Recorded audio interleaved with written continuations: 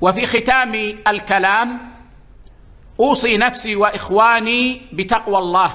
Sözümdün ayağında özüme jana sizlerge Allah'tın dininde takva bolууну насихат кылам. Жана тажабай, чарчабай илим талап кылууга, умтулууга чакырам. Анткени илимге окуудан тез эле тажап кете берген жана тез эле чарчап кеткен адам жете албайт.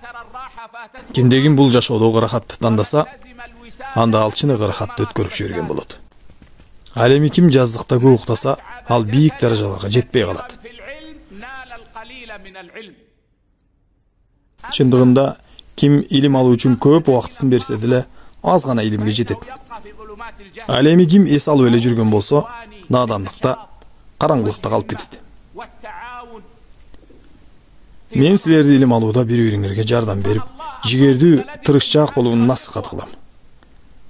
Урматтуу бир туугандар, өлкөңөр кандай жакшы. Бул жерде Аллахтын динин тургузгула. Силерди дүйнө жыйноочок кылып койбосун. Жана силерди азыркы күндө адамдардын чыгарып жаткан заманбап нерселери динден тосуп койбосун. Албетте дүйнөдөн өзүңөрдүн насибиңерди унутпагыла. Ошол менен бирге Аллахтын динин сактагыла. Таухидти, сүннөттү мыкты кармангыла. Аллахтын динин үйүңөргө, үй бүлөңөрдө жана жора жолдошуңар менен болгон мамиледе ишке ашыргыла. Вахму биладакум вахму хайракум. Кулк мүнөзүңөрдү бузуп албай оңдогула. Өлкөңөрдү, жакшылыгыңарды сактагыла. Кулагыңарды, жүрөгүңөрдү силер менен ойногон адамдарга тапшырбагыла. Эгер сен мусулман падышаңдан ачык же жашыруун кайтарган бир адамды көргөн болсоң, билгин, ал эң жаман адам.